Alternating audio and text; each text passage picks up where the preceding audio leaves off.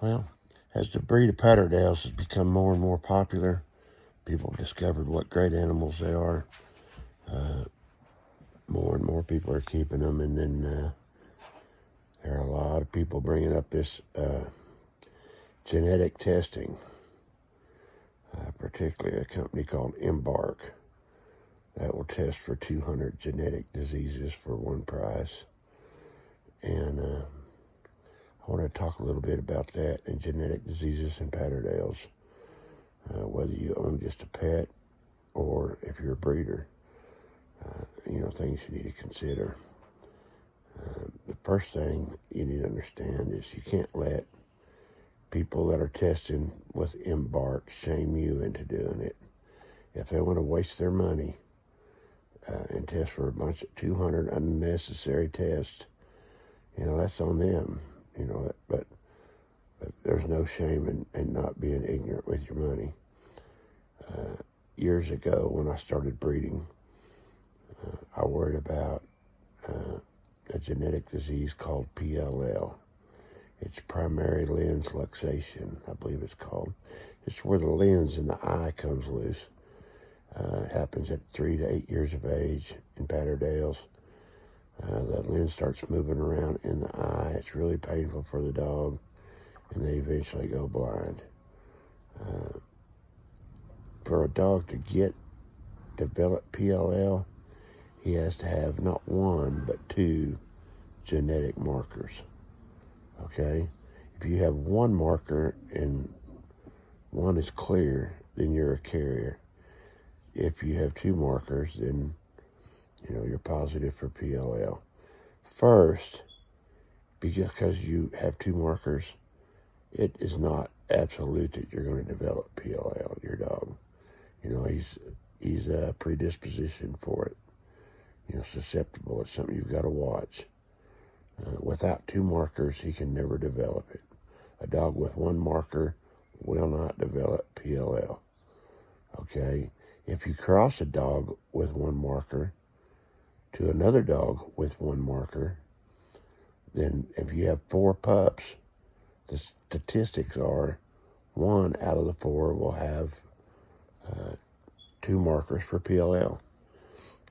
You'll have 2 that are clear, and you'll have 1 that's a carrier. It's pretty simple when you think about it. But I've worried about this in my dogs early on, long before I'd ever heard of Embark. And so I got hold of a place called Animal Genetics. At the time, they were a really big place in the United States. I think they are a leader in genetic testing for dogs. And I had them send me some swabs in the mail. I swabbed my dogs, 3 that I'd planned on breeding. And when I received the swab backs, I called Animal Genetics and said I needed to talk to somebody about what tests were available for my dogs. I wasn't sure about PLL or any other test.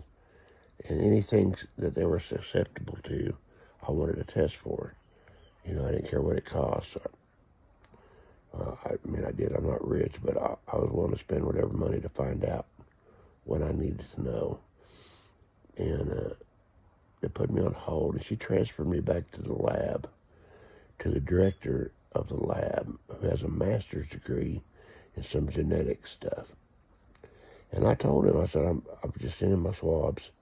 I've got Patterdale Terriers, and I want to know what tests I should conduct as I plan on breeding them. And he said, sir, we have hundreds of genetic tests you can conduct. We can conduct all the tests you want, as much money as you want to spend.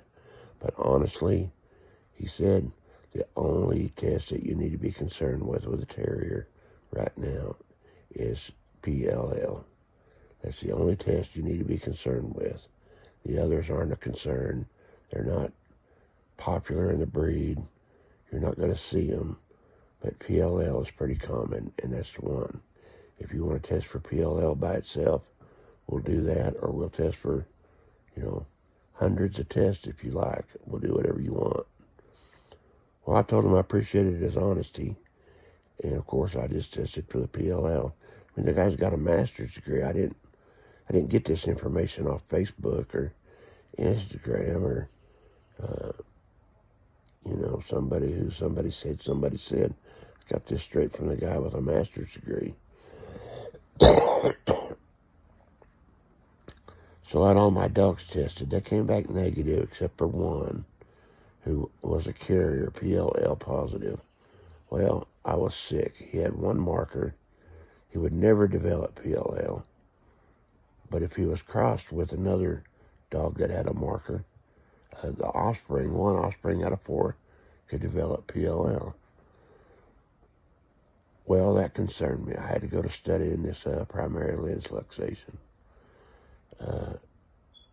And what happens is, these people with Embark, they want to sanitize the breed. They want you to, quit breeding those dogs. Well, if you're a breeder, if you're not breeding a dog, you either got to rehome him, neuter him, which is nearly impossible where I'm at, or put a bullet in him, put him down. And I'm not doing that to a dog that's a great hunter, a great producer, because he has one marker for PLL. So I studied it some more and found out as long as I cross that dog with a female with no markers for PLL, all right, 3 out of the 4 pups won't have a marker. So I've carried on the traits of the mother and the father through line breeding is what I do. I carried on the great traits of the mother and father and eliminated PLL from the line in one cross. I didn't kill the dog. I didn't kill the offspring. And that's what this Embark, these people who promote this Embark are promoting. They're spoken or not, they're promoting sanitizing the breed and killing your dog if it doesn't meet their standards. So study up on the PLL. Don't take it as a death sentence. If you got one marker, it's nothing to worry about. Just be concerned with, if you're breeding, that you breed him to a dog with no markers.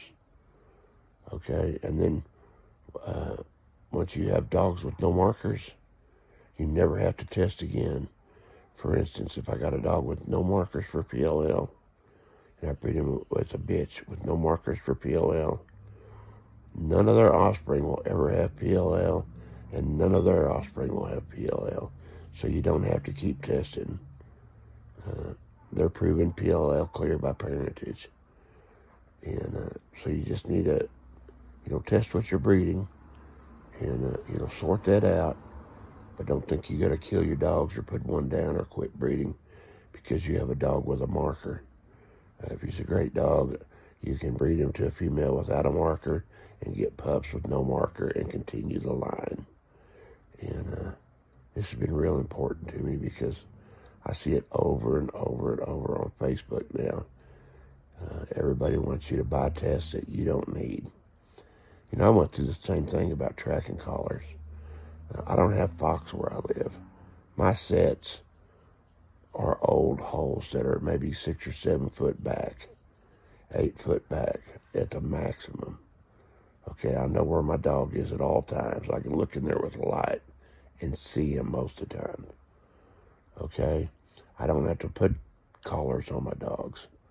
A collar would be a waste of money, and a collar would also be just something to hang up on tree roots when they're in the hole. Makes no sense at all to run these collars unless you're trying to impress people in videos. Like, look, my dogs have collars. Okay, so I don't do it. If I went somewhere with fox sets that run 30, 40 feet, I wouldn't turn my dog loose without a collar.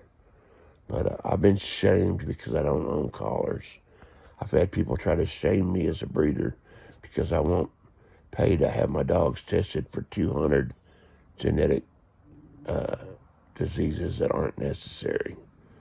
I use common sense in my judgment, and I breed great dogs. Anyway, I hope this helps some of you who are trying to understand Embark testing and PLL and other genetic diseases. Don't be shamed into doing it because that's all they're all about. It's just, look what I got. They're like putting false papers on their dogs. It's like all these degrees. Look, my dog doesn't have any of these. Well, nobody's dog has any of them. But now you got papers to show it. It's just like false papers, like winning some sort of false award. Don't get caught up in all that. Take care of the dogs. They'll take care of you. Have a good day.